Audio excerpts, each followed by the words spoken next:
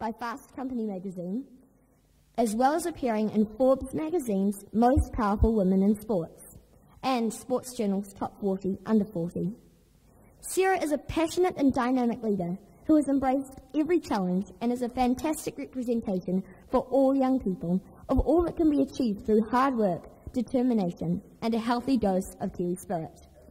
Sarah Robb OHagan is an inspirational Kiwi leader, making her mark at the highest level, and therefore it is my absolute pleasure to welcome Sarah Robb OHagan to inspire all of the middle school girls here at St Kentigern College.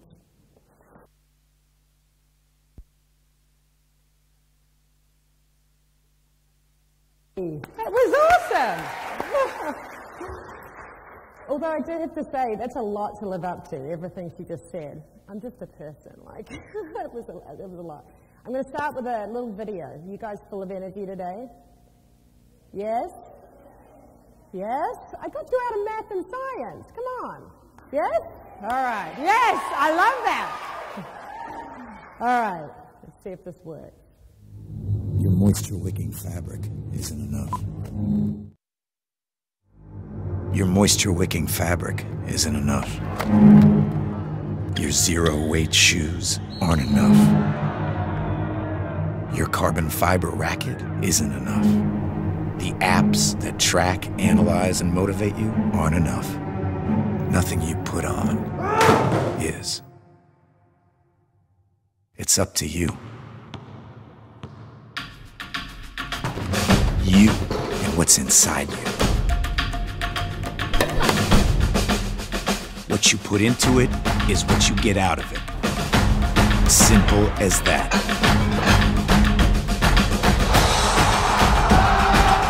You explode into the record books. You show no mercy. You come back strong. You win from within.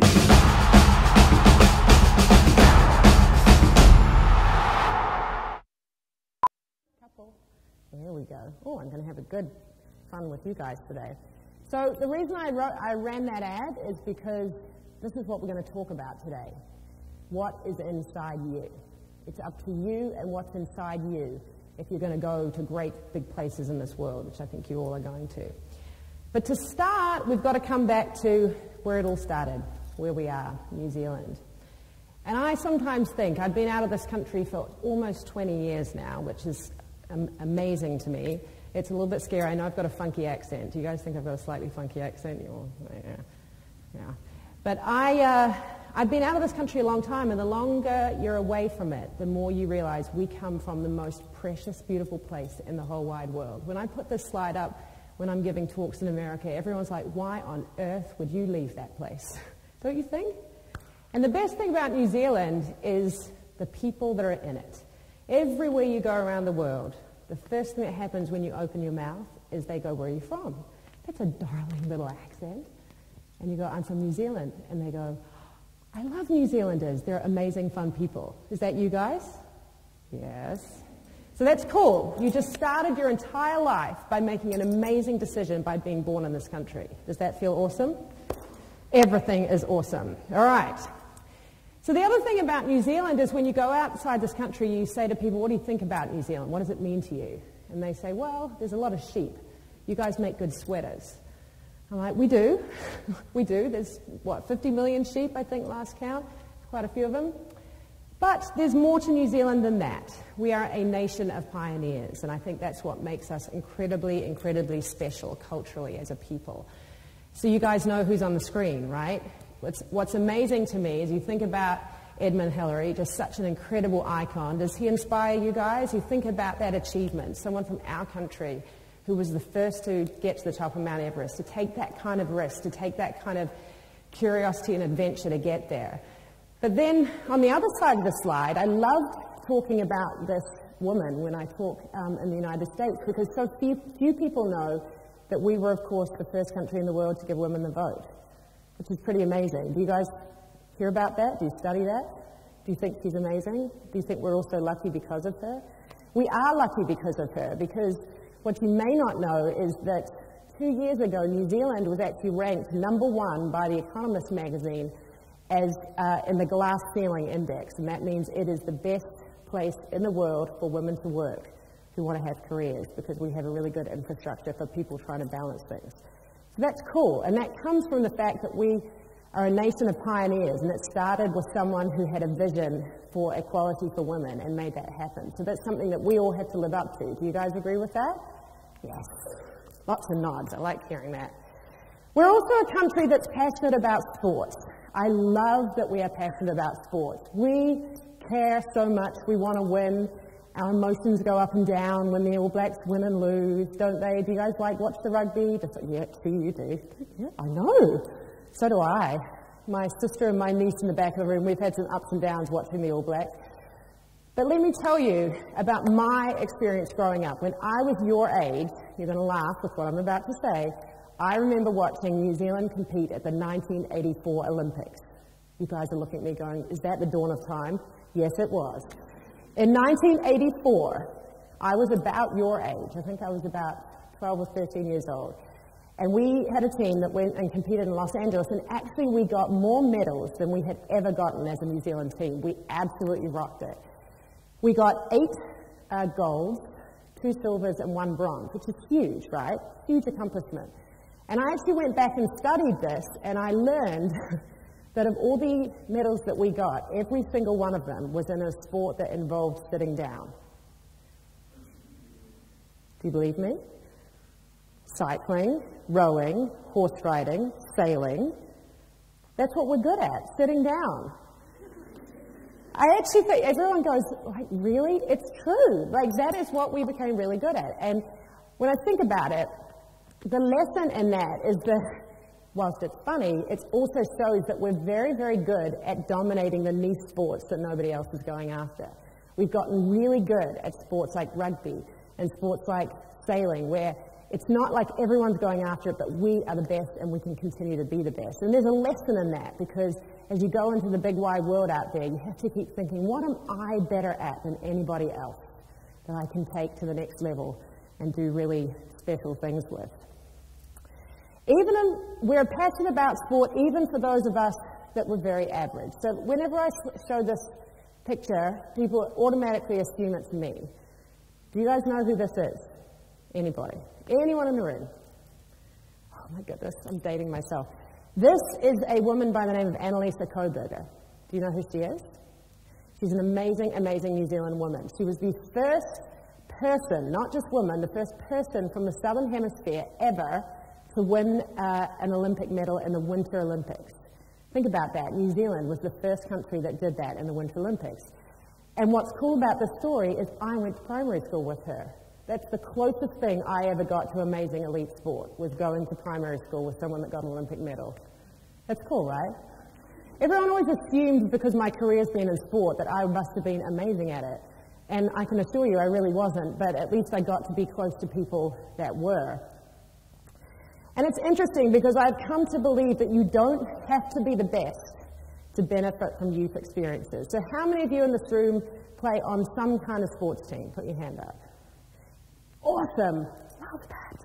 How many of you are in a musical group of some description? Good. Quite a few of you. What about drama, the school play? Good. So has everybody raised their hand by now? I think you have. Yes. Oh, even one there, right there. Yeah, I'm looking at you. She's going, who are you looking at? But the interesting thing is you've all been participating in teams of some description or another, and it's about the most important thing you can be doing in your youth, because what that's teaching you is about teamwork, setting goals, going after them together, winning, losing. It's also teaching you to be a leader in ways that you don't necessarily even realize. I discovered this when I joined Nike. So any of you guys wear Nike clothes, shoes? A few of you? Very good, like to see that. And I joined Nike, gosh, at the beginning and around about year 2000. And at the time, I was super excited to be there. I'd always wanted to work at Nike. I knew it was this amazing company. And about 2 weeks after I joined, I got an email in my inbox, and it said there was going to be a women's leadership retreat at Nike, and I was invited to attend, which I thought was very cool. And I had to fill out a little survey because they wanted to get a sense of who the people in the room were that were going to be attending the retreat. So the first question was, did you play sports in high school? I was like, sure I did. All of you guys would go, sure. I played sports in high school. I was like, this is cool, I'm going to fit in. The next question was, have you run a marathon? I was like, awesome, yes I have. Only one, but it still counts. I have run a marathon. Clearly I'm going to fit in here. The third question was, do you hold a world record? Seriously? Do you hold a world record? I was sitting there going, OMG. Like, what is going to happen when I walk into this room? Is everybody in there going to be like the fastest woman in the world, and I'm just going to look like this person who didn't even make it to the first 11 in high school? But actually what I found when I got there was the room was full of people like me. People who hadn't actually necessarily been the best, but people who had played a lot of sports and learned from those sports and become passionate about those sports and had ended up working at Nike. And I realized that what bound us together was these experiences we had had in high school. And I do believe that team activities are an incredible enabler for future leaders. And if there's one thing I leave with you today, is that you have to know that just continuing to participate in team sports and team activities is really important for your future, particularly as women. In the United States, we talk about the Fortune 500 companies, which is the biggest companies basically in the world. 80% of the women that work in those companies say that they played sports in high school. And they say that that's an important part of what's made them a great leader. So it's important for you guys to know. So I'm going to talk just for the rest of the talk today about some lessons that I've learned from participating in team sports that I think are relevant for you guys as leaders going forward. The first one is know your strengths and play to them. How many of you in this room feel like you're pretty good, you know what you're good at, and you know what you're not? Most of you? That's good, like half the room. Which is probably about right. It's okay if you don't, actually. It takes a while to figure it out. Actually, it took me until I was about 30 to figure it out, oddly enough. But I had an experience in my 20s when I was living in Los Angeles, and I had lost my job, so I had to get a new job. And so I was thinking, well, where am I going to work? And an opportunity came up for me to work at a company called Atari. I bet you nobody in this room has heard of Atari. It's hilarious. So Atari, when I was growing up, is like, are the people in the room, back in the room laughing right now? Exactly, yeah. See, the oldies know what I'm talking about. When I was growing up, it was kind of like Nintendo Wii. Have you heard of that? Xbox? Anyone? Anyone? All right. So anyway, it was a video game company. And I thought, well, this is cool. I'm going to go work at this company. It's like on the front edge of technology. I'm going to learn a lot, and this is going to be awesome. What I completely overlooked was the fact that I hate video games. I've never played video games. I don't know how to play video games. And basically every person I was working with looked like that guy. Seriously. I mean, and I was single at the time, so that was probably not a good issue either. So I realized when I got in there that this was not going to be fun. Like I was trying and trying to come up with ideas to help grow the business, and everyone's looking at me going, who's that crazy lady? I remember at lunchtime in the office, we're in Santa Monica, California, which is amazing, beautiful weather, and I'd be like, let's all go out for a run. And what would happen is the whole office would suddenly go quiet, and you just hear the noises of people tapping on their mouses, playing this giant video game. They never went outside, because people were weird. So what ended up happening is I had a really bad time. And do you know what happened at the end of it? Is I got fired. Do you know what that means? Everyone knows it. Yeah, right? She's like, oh, she got fired. I did. And it was awful. It was such an embarrassing experience. I remember just going, oh, I've lost my job. How am I going to tell my big sister? How am I going to tell my parents? I'm a failure. I've ethically done as bad as you can do. But I will tell you, looking back now, it is one of the best things that ever happened to me, because I was in the wrong place, I didn't know what I was doing, and I needed to find what I was good at. So you know how I asked the question before, do you all feel like you know what you're good at? I hadn't figured it out yet. And so eventually, a few months later, I found myself moving to work at Nike, which is something I was very, very passionate about. And I went from being a complete failure to actually having a really great career, because I was amongst people that I had a lot in common with. So know your strengths and play to them. Are we good? We got that? Everyone? Nods? This isn't science. You can nod. It's all right. Okay. Playing to win is better than playing not to lose. Do you all know who that is? You guys watch any tennis at all? No? Not everyone knows. That's Serena Williams. She's the #1 female tennis player in the world, has been for many, many years.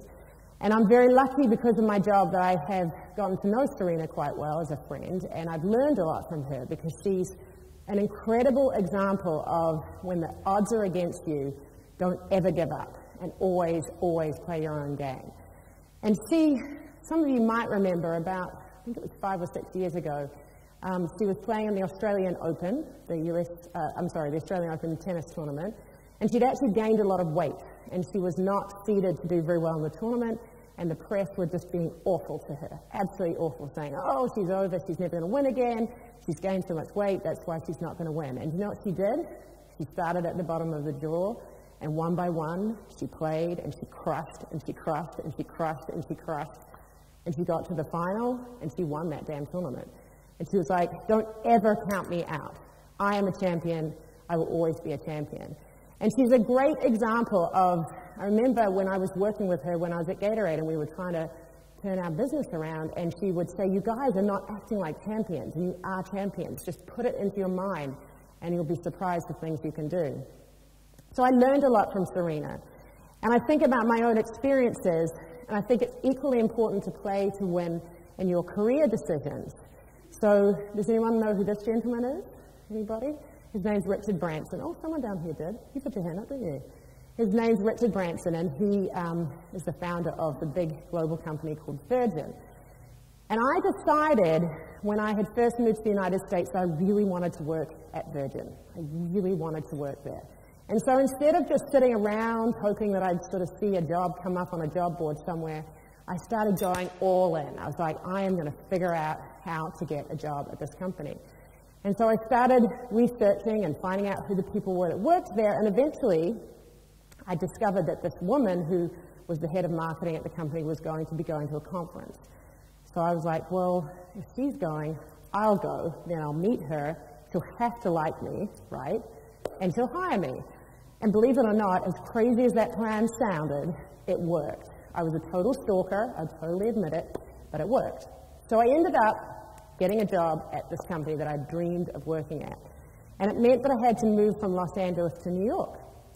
So I get to New York, I'm all excited, I've moved and I've got my first apartment, I have absolutely no money, I can barely afford to eat, but I got my job and I went to my first day on the job, and I turned up at the office and I walked in and I said, hi, I'm Sarah, I'm the new girl, I just got hired in the marketing department.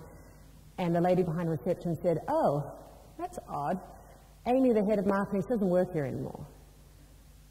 I was like, excuse me? She doesn't work here anymore? Literally in my head, I'm going, wait, I have just moved to New York. I think I have this job. What am I going to do? So I looked at the lady behind reception. I said, just hold a second. I went quickly to the lobby, to the bathroom, stood there, bawled my eyes out. I'm not even kidding. I was like, oh my God, what am I going to do? And then I regrouped. I went back and I said, you know what? I have a job. I have a letter that says I have a job here. There must be a desk that I can sit at. And she went and found me a desk. And you know what's interesting is that moment is a moment where I could have completely crumbled.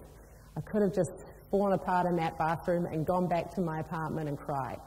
But actually, because I ended up finding my way around, getting a job, I eventually realized that because this lady no longer worked there, there was a big open space for somebody to fill. And so I took the initiative and I wrote a big marketing plan for the company, and I put it in an envelope and I put it under the president's door. And a few days later, he called me into his office and he said, I'd like to promote you to a bigger job, which was a huge, huge opportunity for me.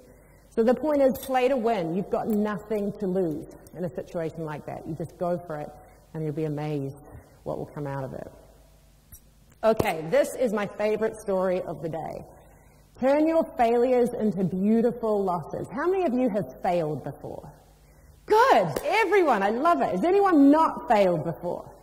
Any brave soul? Good. Failure is awesome. Do you love it as much as I do? Failure is awesome, and I want you to walk away today thinking about how awesome it is when you fail. So I'm going to tell you the story about the gentleman here. His name is Bodie Miller, and he is an American skier who I got to work with when I was at Nike. And Bodhi is a very interesting character because he basically going into the Torino Olympics in 2006 was expected to get 7 gold medals in every single discipline of skiing. He was a little bit like Michael Phelps to swimming. Do you know who Michael Phelps is? Everyone was like, he's the man. But the thing everybody forgot about Bodhi, he was an incredibly talented skier, but he was also a maniac. And what I mean by that is he pushed himself beyond all kinds of limits. He liked fun, he liked to party, but he was also an amazing athlete. And anyway, we went into the Olympics, and I was at Nike, and we said, well, who should we put all our marketing efforts behind? Bodhi's surely the guy. And we knew going into it that Bodhi was the kind of guy who was either going to win 7 medals or crash and burn in every race, and that probably would not be optimal. But still, we thought he was the man. And I'm going to show you a couple of videos to give you an idea of how he thought. He was a very intense guy, the way he trained. So this is the first one on his point of view on training. Hopefully it's working. Definitely one of the components of training alone and being out on your own and taking responsibility for it is the pride factor. You can take pride in the fact that you push yourself and you determine how hard to go and how much to do. And when you have that over the course of time, you literally demand it. It's addictive because that's where your success comes from, is by knowing that you push yourself harder than probably anybody else in the world could. Definitely one of the components of training. You see that thing that he was pushing along the hill? That was a cement mixer, super heavy, big cement mixer.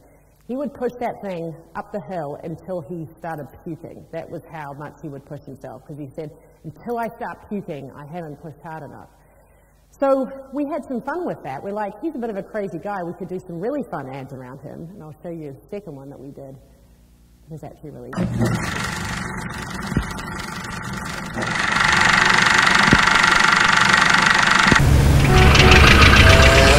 Me and one of my buddies go in a restaurant right near here, and we get these awesome subs, and we get soda every time, fill it up with ice, and we chug the soda out of a straw as hard as you can, and it feels like you're swallowing thumbtacks, and you go until you can't go anymore, and then you take a couple more gulps, and then right when you stop and you can't breathe, your head's all red and you can't think of anything, and your throat's burning, your eyes are all watery. It gets worse for another 5 seconds or so afterwards because the carbonation's still in your throat even though you're not drinking anymore, and you have no control over that. You just sit there and try to bear it, and if you really push yourself without anticipating that extra 5 seconds of added pain, then you've increased your pain threshold that day. That's something that we love to do. It's his favorite thing, literally having as much cold soda until his head starts to pop off. So the thing about Bodhi is going into the Olympics, we had all these cool ads, and we're like, this is going to be awesome. And I was lucky enough to go over to Torino to help support him while he was skiing. And if you've ever been to a Winter Olympics, what that means is that you basically have to hike up a giant hill. You drive for 2 hours and you hike up and you get sitting in the stands to watch what ends up being about a 60-second race. It's a long day just to see one moment when Bodhi comes down. And we had high hopes in his first race. We're all sitting there ready to go. Here he comes, and he totally crashes out and is disqualified. I'm like, it's good, no worries. Bodhi's good, this is just his first race, he'll be good. And then the second race, we drive up to the mountains, same thing happens, we're all sitting there ready to go. Bodhi comes down, and he literally gets 3/4 of the way down the course, and he falls over again. And he's disqualified. We're like, we're good. He's got another 4 races to go. This is going to be fine. You know where this story is going, right? Do you know where this is going? Add to the fact that Bodhi decided just, I'm having fun, I'm in Torino, and he would go out partying every night, and then before long the media were talking about how badly behaved he was, and we should be embarrassed about him. So I'm sitting in Torino thinking, you know, holding on to every last hope that Bodhi's finally going to turn it around. And meanwhile, all my colleagues back at Nike in America are just mortified because we're running these ads every day, and everyone's talking about what a bad guy Bodhi is. And finally, I get an email from the CEO of the entire company that was passed down a few people, and it ends up in my email box. And all it said was, Bodhi Miller, make it stop. In other words, Sarah Robb OHagan, you are responsible for probably the worst marketing campaign that Nike has ever done. Awesome. This is why I say I love failures. So What I can tell you from this is that I believe failure is your fuel. The story about Bodie is he completely bombed out in Torino, but then 4 years later he came back and had an absolutely amazing Olympics because he turned himself around. He used that loss as an opportunity to really go back and work harder and make it work. And this picture is actually, I was lucky enough to get to spend time with Michael Jordan, who's a very famous basketball player, the most famous basketball player of all time. And he will tell you that what drove his entire career was the fact that when he was a little bit older than you, and he was trying to make the high school basketball team, the first high school basketball team, he got cut from the team. He didn't make it. And because of that, for the rest of his life, he was absolutely determined to prove that he could be better than anybody else. And he went on to be the greatest basketball player ever. So say after me, failure is awesome, right? Now we're talking. No, I'm serious. So go home tonight and just think, if you had a bad day, if something went wrong, turn it to be positive for you, because you can take it to really great places. And behind every failure is your next great success. And for me personally, after honestly thinking I was going to get fired from Nike for how bad that campaign was, literally 3 months later, I was lucky enough to work with Maria when she won her very, very first US Open. And that was just an amazing moment, a campaign that we had all worked on and it all came together. So it just shows you when you keep going, it all works out in the end. Now, for those of you who aren't very good at failing, anyone in the room who's just so awesome and nothing ever goes wrong, I think what you have to do is break yourself to make yourself. What you have to do is when things are just going so good and you're super comfortable and everything's awesome and your friends are around you, how do you make it even more uncomfortable and push yourself to the next level? And this is a picture actually from Equinox where I now work, because this is how we talk about fitness. If you're trying to get fit and you're rocking it out and you've got to the level that you wanted to get to, the next thing to bust through your plateau is break yourself. Do something different. Change it up. Push your body in a way that you hadn't before. Oopsie.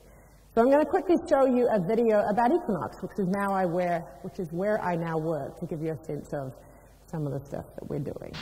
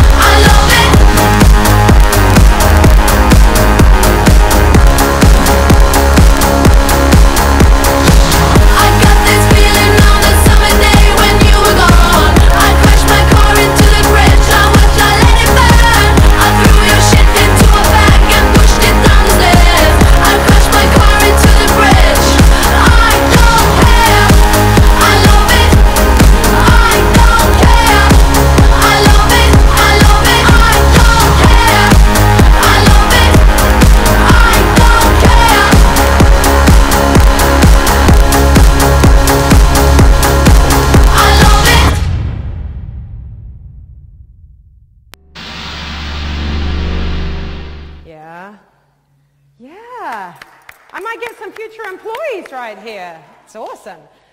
No, but the reason I showed you that is because what I truly, truly believe is that when you leave high school and you figure out what you're good at and you figure out what you're going to do, most importantly, focus your career and your life on your own passion and purpose. And for me, it took me lots of failures, lots of good times, lots of bad times to figure out along the way that what I really, really care about is maximizing human potential. I like helping people, whether they're elite athletes or people just like me who are trying to run a 10K race, to be able to do what they want to do and then do more. That's something I just love doing.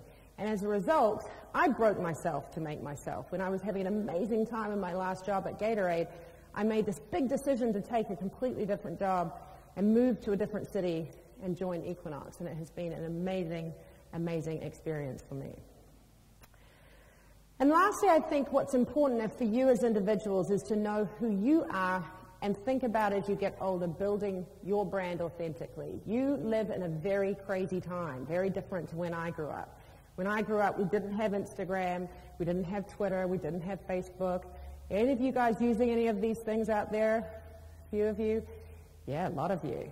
And what that means is that everything that you do, everything in your life is on record, whether you like it or not. And I can tell you for a fact that when I was your age, there's probably a few things that I did that I'm really glad people weren't posting on Facebook. So you just have to think about who are you and what do you stand for, and when you put messages out there into the world, make sure that they are true to who you are. You see, this is me on Twitter.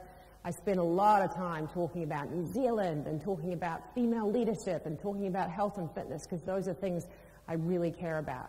But I'm very mindful not to veer off and show too many things that wouldn't be so good about me in social media, which is something you have to be aware of. So my last lesson for the whole day, and this is my favorite of all, is that playing like a girl is a great thing. See, when I grew up, the guys would look at you and like, if you couldn't throw well, you're throwing like a girl. Does that happen still? Yeah, a few of you nodding. It sucks, right? Like, what about that? So I've come to realize that playing like a girl is freaking awesome, and you should really embrace it and be proud of it. And how I discovered this is I did some research one day on the difference between men and women as leaders, and I came upon this very interesting article about Lego, of all things. You're like, what has Lego got to do with leadership? Well, I'm about to tell you. How many of you played with Lego when you were little? About half the room, yeah. Now, what's interesting about Lego is, for the most part, it's only little boys that play with Lego. And the reason for that is little boys love building blocks and having a map, putting them together, getting to the end, and having something to show to their parents when they're done. And for the most part, little girls actually don't play Lego as much. They play other things like dolls and whatnot. And the folks at Lego said, well, we want to figure out why we can't go after the female market. And so they did all this research with little girls.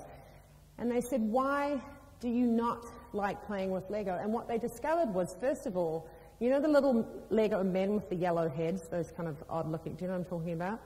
All these little girls, they're like 5-year-olds, were like, well, I wouldn't play with him, he's ugly. Like, that's awesome. And then these little girls said, well, because when I play, I kind of like to imagine the world that the character's in. And when I think about that little ugly man, he wouldn't hang out with me, so I can't imagine him in my world. And then they said, I don't like doing things that are all in a row. I might like to play a little bit of Lego, which is maybe what you guys did, and then go do something else. And I like to multitask and play around and do things in different ways, whereas little boys tend to be much more linear. So I was reading this, and I'm like, that is fascinating, because what that tells you, if you think about those two little boys and little girls and what they grow up into, is that one day when you guys are like me and you're out in the big wide world, what I want you to do is play like a girl. Because what has happened in my era, many people in the workplace, many women in the workplace, tried really hard to sort of lead like men, because they were like, that's what's expected of me. But in actual fact, if you lead like a woman and be very different and true to who you are, and seek meaning in the experience that you're doing, take the time to collaborate with others, do things that are very natural to women, you do amazing things in the workplace. And I'm a passionate believer that men and women, when you bring them together, make incredible teams. So it's really important that girls have to play their role, and women the way that they lead. So to finish up here, I'm going to show you something I'm very passionate about. I mentioned before the statistic about the link between girls playing sports and being successful in the workplace. So I do get to work on the Women's Sports Foundation, and what we do is try and get girls to participate in sports and to stay in sports, because in the United States, by the age of 14, girls drop out of sports at twice the rate that boys do. And do you know why that is? It's because they feel societal pressures not to stay in sports. And so we're very passionate about changing that. And I'm going to show you a little ad that we ran, a PSA, to try and change the conversation.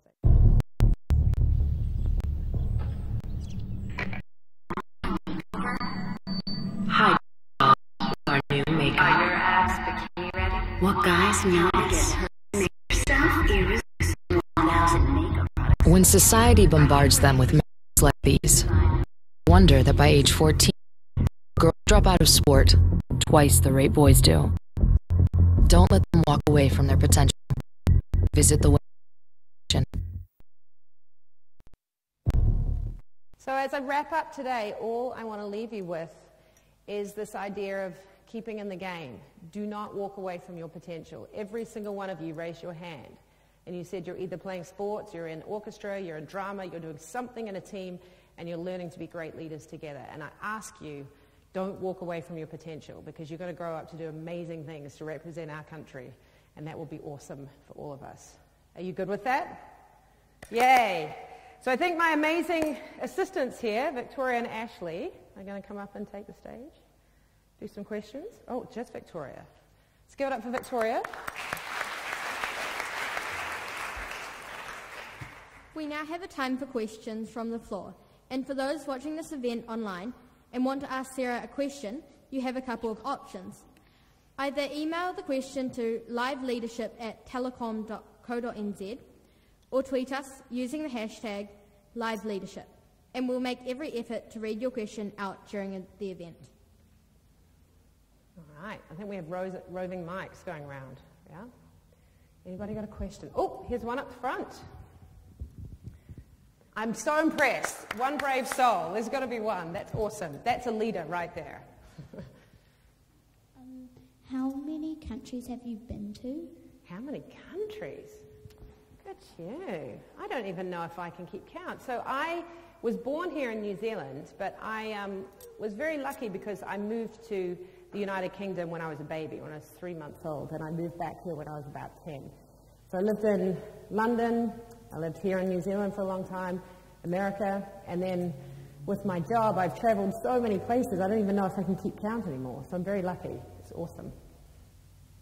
Over here, there's lots of hands. Oh. How many jobs have you had? How many jobs have I had? Way too many. That's just, will show you how old I am. I have had, well, let's see, since I graduated from university, I must have had worked at about 4 or 5 different companies, and then within those I've had lots of different jobs along the way. But I started working when I was 12 with a paper round. Anyone else do a paper round? Do they still have such a thing? What do you guys do? Oh, you do? Nice! That's how it starts. Oh, down the back here, I think. How successful were you in high school? Oh, great question. My sister's like looking at me going, she's going to lie. No. Just so you know, my sister is sitting in the back of the room, and she was the absolute rock star success story in high school. She was an amazing athlete. And so I grew up having a sister above me who was amazing, and I was really, really average. So when you say how successful was I in high school, I never made the first 11. I always wanted the lead role in the play, and I never got it. I wasn't head girl, even though I wanted to be. What else? I never got a solo role in the choir, even though I wanted one. Keep going. My grades were terrible. Like, I worked harder than anybody, and I just snuck through with what was called a B bursary. I don't know if you still have that. So point being, I was not very successful in high school. But I think that is actually what made me want to keep going and keep trying, for sure. Have you always wanted to support women, like, in a way, since you were younger, like, yeah, sports? Like, how old were you when How old was I? It's a very good question. So when I was growing up, I will tell you, one thing about growing up in New Zealand was that I think as a girl, you didn't ever feel like you couldn't do anything that a boy couldn't do, right? And hopefully you feel the same way. Do you all feel the same way? And I think that was a giant advantage for me growing up, because when I got to the United States, what I found was that in America, actually they had to put legislation in place, like laws in place, to force universities to ensure that girls and boys got equal access to scholarships and stuff, because it didn't exist in the same way. And so therefore, you know, some women just simply weren't getting the same opportunities. So that was when I actually became quite passionate about helping women who hadn't had the same opportunities that I had. Because when I told my story of growing up in New Zealand, people were like, wow, you're so lucky. So that was really when it happened. Great question, though. Oh, down the back. Oh, down the very back.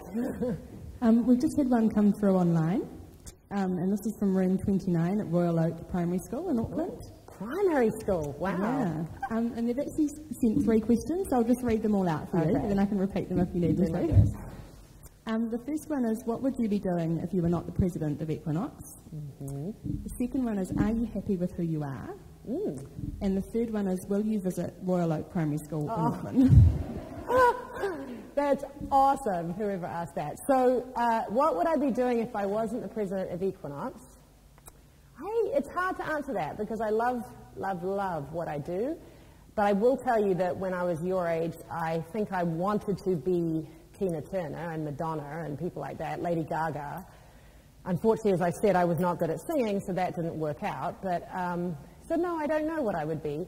And then, what was the second question? What? Are you happy with who you are? Yes. I'm very happy with who I am. It's taken me a long time to realize that you kind of have to take the bad things and the good things and roll it all together. But I'm very lucky. I have an amazing family, and I love the opportunities that I have in my life. So, yes, is the answer to that. Will I visit Royal Oak Primary? I will make every effort to try and do that one day, but I'm here so rarely that it might be hard, but I will try. But tweet me, and I promise I will respond. How about that? There's one in the middle. I don't know how we get the...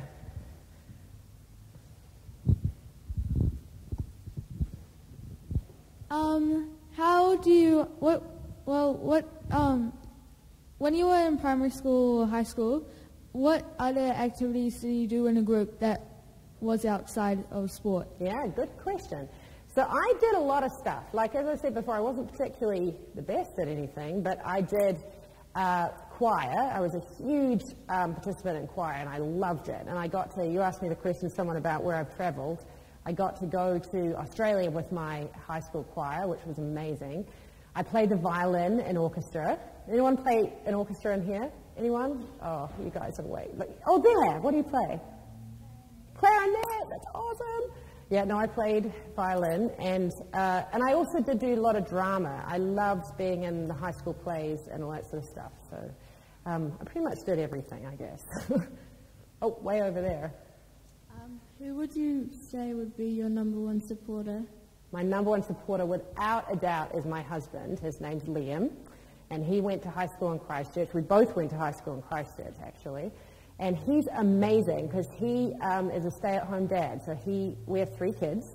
Actually, they're a little bit younger than you guys. And he stays at home and helps, you know, them with their lives every day when I'm at work and traveling and all that stuff. And he's really very cool. He's very funny, too. He's a great supporter. Where are you? Where am I looking? Oh, wait, over here. What was your motivation for you doing what you're doing now? What was my motivation? Well, what I've often realized and thought about is that I was the youngest of 4 in my family. Anyone else in this room the youngest in their family? Few of you. Look at that.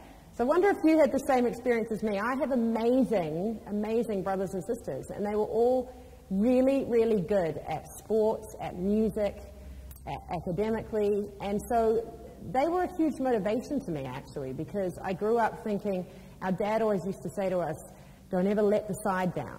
Don't be the one that's not holding up the bar the way the rest of them are. And I felt like I wanted to sort of stay at the level they were at, so that was a big motivation for me, for sure. Oh, way over in the corner. How do you think moving's impacted your life? How do I think? Moving's impacted your life. Moving? Yeah. Moving around? Moving countries, because I'm just about to leave, so... Are you? Where are you going? Kansas. Kansas? Yeah. Look at you. Kansas, of all places. Moving has been by far the most amazing experience, I think, of my life. And it is something that I would encourage all of you to do. I think you will. This is a great statistic. I believe about 80% of New Zealanders have a passport and travel and go outside the country. 12% of Americans have a passport. And most of them, you'll find when you get to Kansas, most of them have never left Kansas. And as a result, they only know Kansas. And I think one of the best things that we get to do is, like, we just grow up and we want to explore the world and see what's out there and then come back and bring all our great ideas back to New Zealand. So I think it's great what you're doing. Very cool. Where's the roving? Oh, there we are. Here's my Victoria. What's your favourite sport? What's my favourite sport? It's a really tough question, actually, because I love playing tennis. I love skiing. Those are probably the ones that I participate in the most. But I like watching a lot of sports. I tend to find, especially since I've lived in America, I've come to enjoy sports I didn't know when I was here. And I've come to sort of enjoy them because I enjoy seeing athletes at the top of their game, really. So I like all kinds of sports, I guess. Very good. Over here. Oh, where are you? Oh, there you are. What inspires you to keep trying? What inspires me to keep trying? I would say that coming from New Zealand is what inspires me to keep trying, actually, because I do think that, you know, we're very lucky. We tend to be a country of people that achieve amazing things when we go, wherever we go. Every time I meet Kiwis outside of New Zealand, they are doing amazing, amazing things. And so I think what inspires me is to keep representing our country as well as I can and do as many things and bring ideas back and give opportunities to others. So. Who is the most inspirational sports person you've met? The most inspirational sports person I've met? I would probably say, that's a tough one. I'd probably say Serena, because I think her story is pretty amazing. For those of you who don't know, she came from a very low economic situation, and the fact that she trained so hard for so many years, and she's such a fierce fighter. So I think she's a pretty amazing, inspiring person, the way she thinks and the way she looks at the world, for sure. Where are you? Oh, up front. Is there anything that you'd wish you'd done, like taken the opportunity for? Anything I wish I'd done? You know, I can't think off the top of my head. I think I always want to do more. That's probably one of my biggest weaknesses, is I take on too much. But no, I don't think there's anything I wished I had done more. It's a good question, though. Where are you? Oh, online again. We just had a tweet come through from Will Woods, who said, what can we learn from refereeing sports as well as playing them? That's a very good question. I mean, I don't know what's going on in New Zealand compared to in the United States, where we have some rules now around in youth sports that, you know, if one team is really winning more, you know, hugely over the other team, then they cut the game off and they have the mercy rule and you can't. Does that happen here? Do you know what I'm talking about? No. It's weird. Like, because I think what's happening a little bit in sports where I live is youth sports is that they're trying to make it so that everybody's a winner. And in actual fact, like I said earlier, I think you have to learn in life about loss, because loss and failure can actually really help you go to the next level. So I think my perspective on that is that going back to sort of the way we were is probably important. And then the role of the referee is a very important role, you know, especially when they're adults. I don't know if it's adults doing it here or kids, but I think to treat the teams fairly on both sides and make sure that everyone's being encouraged to put their best foot forward, for sure. When you were younger, who was your idol? When I was younger, who was my idol? I don't honestly know. I mean, there was a lot of people, I'm dating myself, that I looked up to that, you know, were famous people. I do remember when I was at university, when I first kind of discovered Michael Jordan, who I talked about, and Nike, and I was very impressed with his sort of work ethic and what he had done. So I think he was kind of an idol for me, for sure. Oh, there, you're right. You keep moving around. I can't keep up with you. If you didn't do what you've done, what do you think your career would be? one thing I wanted to be in high school, there's two things I wanted to be. One was I wanted to be a doctor or a vet, looking after animals, but you actually had to be really good at science, and I wasn't at all. That kind of went out the window. And then I do remember, my sister's about to laugh, that I wanted to be a radio DJ, and my mother wouldn't let me. Because I thought, I don't know why I did, but I thought that sounded like a fun career. But I think my mother and my family were probably right. They put me on the path of going to university and doing marketing and business.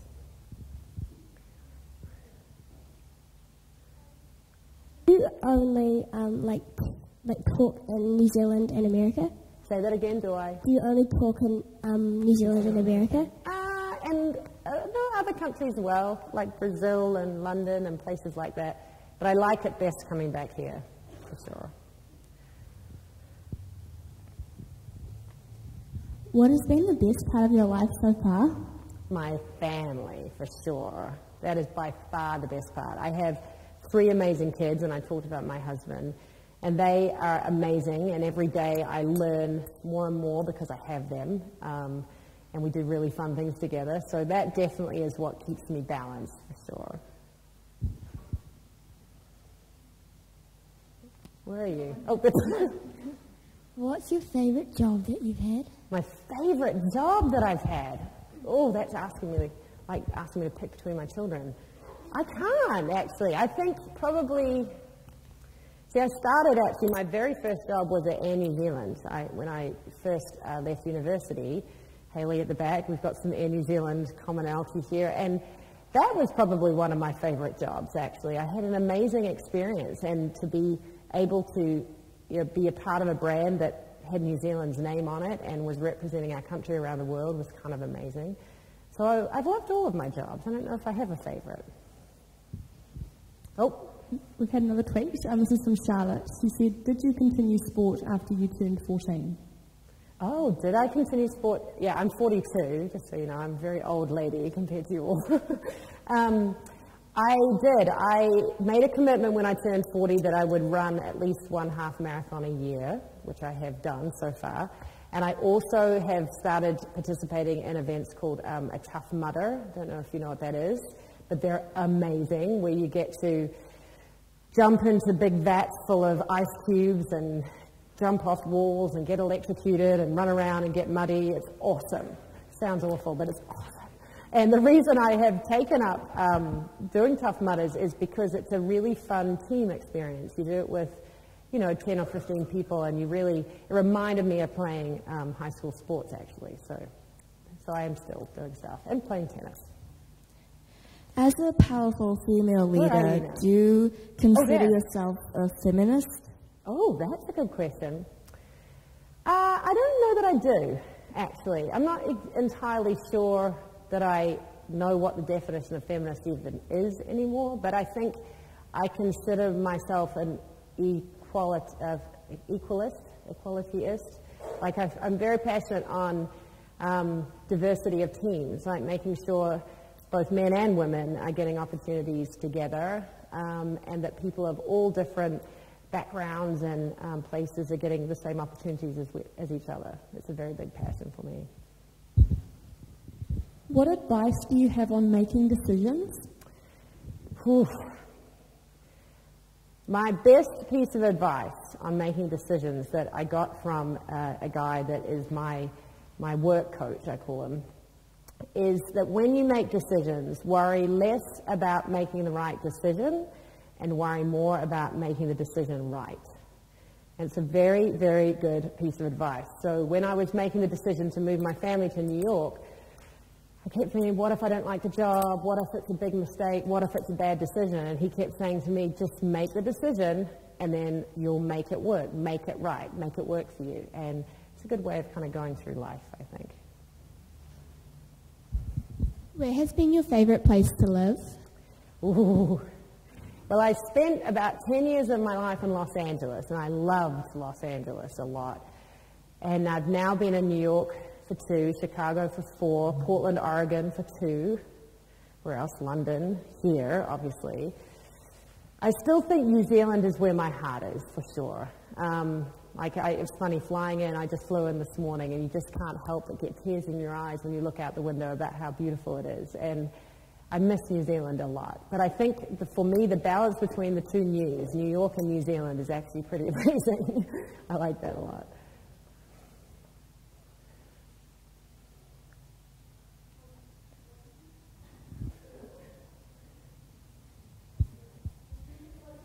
Study in university to get the job you have now? Yeah, so I did a commerce degree, so I did a Bachelor of Commerce, and I studied marketing and international business were my majors. And I will tell you, in the spirit of things I failed at, I failed accounting, which is not a good thing to fail when you want to go into business. So I wasn't so good at finance, but it's funny, just 2 years ago, actually, I went to Harvard Business School and went back and did all of the finance papers all over again that I had not done so well the first time, and finally realized I could do it at the age of 42. So I guess the point in all of that is, if you want to be in business, pick the path that you're good at, for sure, but, you know, find a time along the way to educate yourself on the stuff you might not be so good at.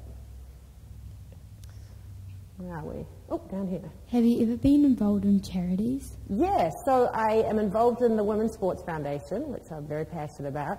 And then you might have seen on the video that my company, Equinox, we are heavily involved with a hospital called Memorial Sloan Kettering Hospital, and we raise money for rare cancer research. And it's amazing. In the last 7 years, believe it or not, we've raised $50 million for rare cancer research because we do this amazing cycling event, spinning. Do you know what indoor spinning is? You're on the little bike. And it's basically, we do it for hours and hours and hours of people all on these bikes together raising money for rare cancer research. So that's a real area that I'm very passionate about. Where did you go? Oh, there. I think we're almost done. The bell's going to go. Oh, is it your turn?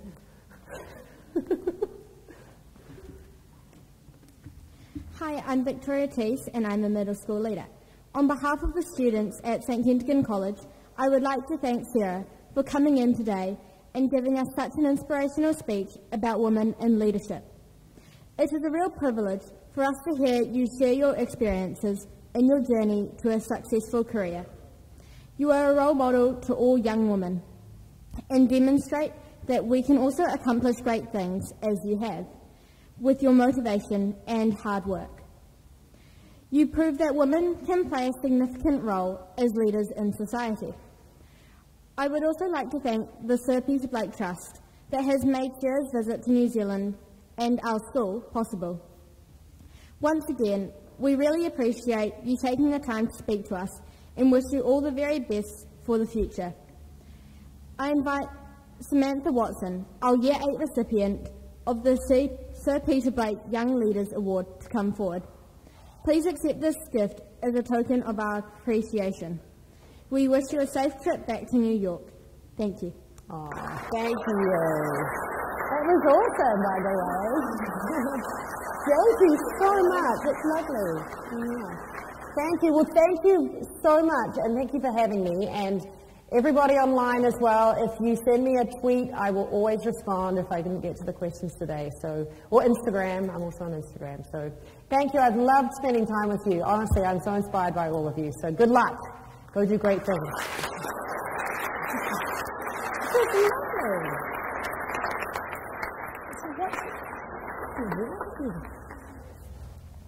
I think there are a couple of people we should thank, and that's our two wonderful presenters carrying the microphones as well, Ashley and Victoria. Well done to you guys. Well, thank you again, Sarah. I won't add to that. It's done so well. Ladies, what we're going to do here is dismiss you, but not all at once, obviously. You're going to be in time for bus lines. It's about 5